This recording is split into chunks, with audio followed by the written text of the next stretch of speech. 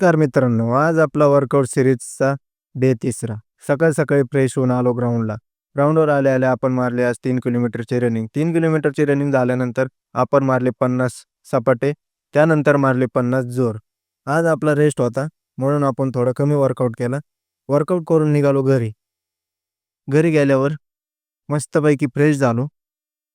Fresh होऊन थोडंसं आपल्या मांजरीसोबत खेळलो आणि मग नंतर खाल्ला आपण डाएट खाऊन फ्रेश होऊन मग निघालो आपल्या कामाला.